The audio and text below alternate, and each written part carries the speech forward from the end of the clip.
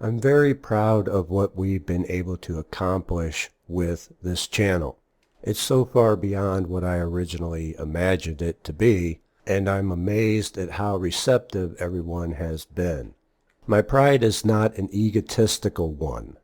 It's a very humble pride in what we've accomplished, because without all of you, none of this would be possible. And it got me thinking why pride has such a bad reputation. For surely there's nothing wrong with taking pride in your accomplishments. But there is a dark side to pride, and that's what we're going to talk a bit about today. So, let's get into it.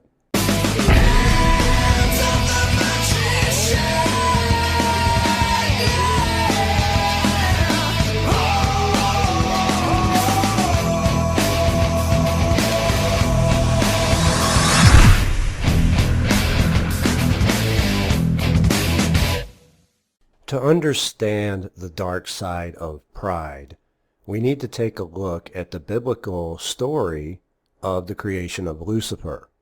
As the story goes, Lucifer was not the first to be created, but as a creator is always wanting to improve upon his design, God created an exceptionally beautiful and luminous archangel and named him Lucifer. He was created as a brilliant angel of light, and as close to perfection compared to what had been created before. The problem began when he knew this, and he was filled with a self-centered, egotistical pride. Look at me! I'm the best! I'm better than you! Worship my superiority! And he was so filled with arrogance that he even proclaimed himself to be greater and superior to his creator.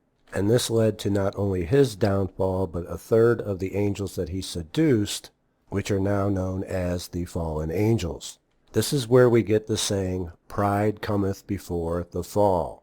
An egotistical pride, the pride of Lucifer, thinking you're somehow special and superior to others, being arrogant.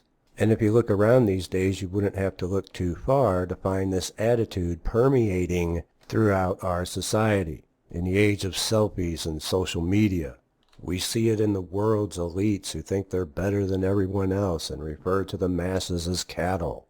If you've seen the movie The Devil's Advocate with Al Pacino and Keanu Reeves, Al Pacino couldn't seduce Keanu Reeves' character to do his bidding for him, so in the end, spoiler alert, he seduces him with pride, egotism. Interestingly enough, as widespread as egotistical pride is throughout the world, we actually have a natural aversion to it.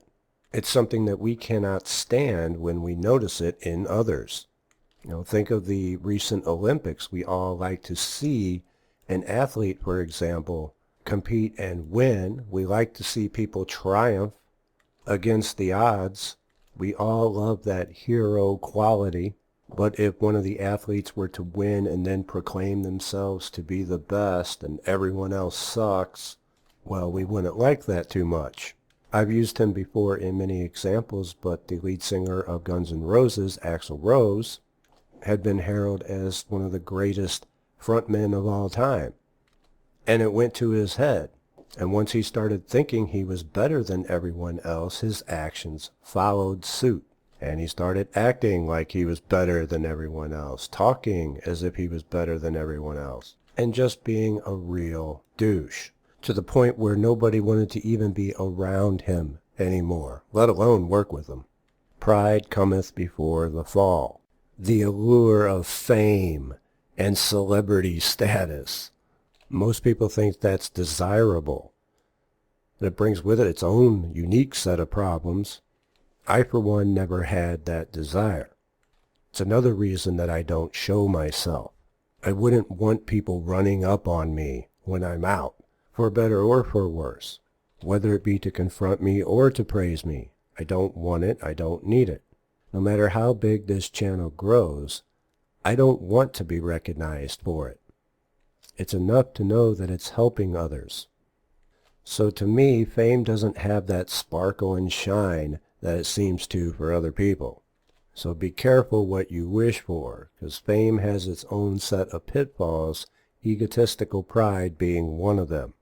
Everyone loves a humble celebrity, and no one can stand an egotistical one.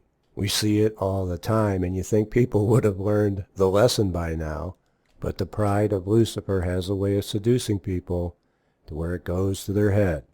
Many in the magical community, especially ceremonial magicians, have overinflated egos. Ironically, because part of the great work is to recognize that the ego is going to hinder you rather than help you, and to separate yourself from it. That's a big part of the work. Once you think that you're better than or superior to other people, and you very well may be. You may have better skills, you may have better talent, you may have more knowledge, but you're missing one of the underlining truths.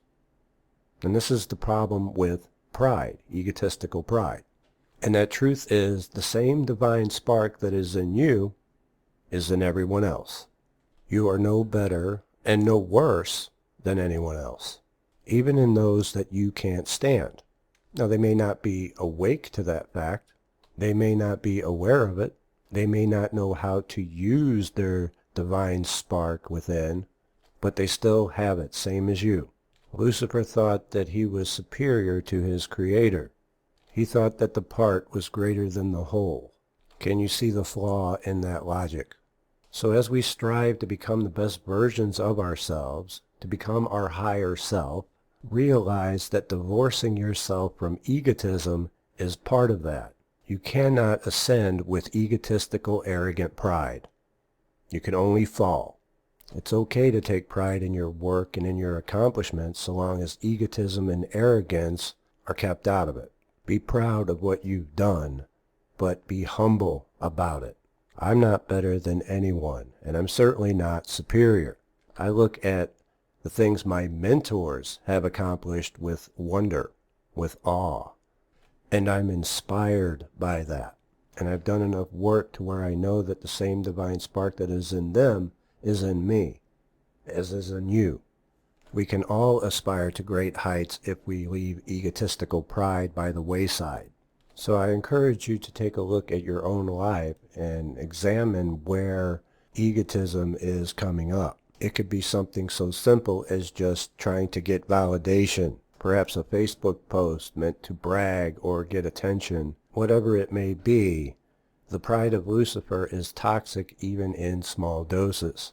And this is the point that Christ was trying to get across when he said we should treat everyone as we would ourselves.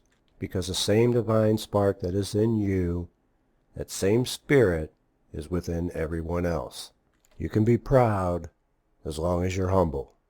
A quick reminder that the Words of Power program is still on sale for 20% off the regular price, and will be through this Saturday, the 27th.